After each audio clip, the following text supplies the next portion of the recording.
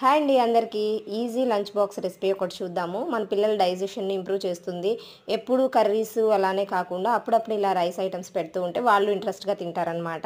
వాళ్ళకి బోర్ కొట్టకుండా ఉంటుంది. సో సింపుల్గా కరివేపాకు రైస్ ఎలా ప్రిపేర్ చేసుకోవాలో చూద్దాం. ఫస్ట్ ప్యాన్ పెట్టుకొని కొంచెం ఆయిల్ వేసుకొని ఎండుమిర్చి, పల్లీలు, కరివేపాకు వేసి ఫ్రై చేసుకొని వాటిని మనం పేస్ట్ చేసుకోవాలన్నమాట. మిక్సీలోకి తీసుకొని ఇది మిక్సీ వేసేసుకుందాం. అండ్ నెక్స్ట్ మనం మిక్సీ వేసేసుకున్న తర్వాత మళ్ళీ ప్యాన్ పెట్టుకొని కొంచెం ఆయిల్ వేసుకొని దానిలో పోపు దినుసులు, మళ్ళీ పల్లీలు, ఎండుమిర్చి, పచ్చిమిర్చి, కరివేపాకు ఇవన్నీ వేసి ఫ్రై చేసుకొని కొంచెం సాల్ట్ వేసుకొని మనం మిక్సీ వేసుకున్నాం కదా అది వేసుకొని బాగా మిక్స్ చేసుకోవాలన్నమాట. పచ్చి కరివేపాకు కూడా మిక్సీ వేసి చేస్తూ ఉంటారు కొంతమంది. అది పచ్చి వాసన పోయేంత వరకు మళ్ళీ ఎలా అయినా ఫ్రై చేసుకోవాలి.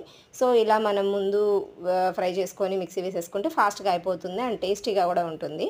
సో ఒకసారి ఇలా ట్రై చేసి చూడండి. చాలా అంటే చాలా సింపుల్గా అయిపోతుంది. మనకి టైం ఎక్కువ లేనప్పుడు కూడా క్విక్గా ఇలా ప్రిపేర్ చేసి పెట్టచ్చు అనమాట. పిల్లలు కూడా చాలా కొత్తగా అనిపిస్తుంది కదా, వాళ్ళు డైలీ కర్రీస్ అవే తిని సో ఇలా చేసి పెడితే వాళ్ళు మిగల్చకుండా తింటారు. వాళ్ళకి కొంచెం కొత్త టేస్ట్ చూసినట్టు ఉంటుంది. వాళ్ళ డైజెషన్ ఇంప్రూవ్ అవుతుంది.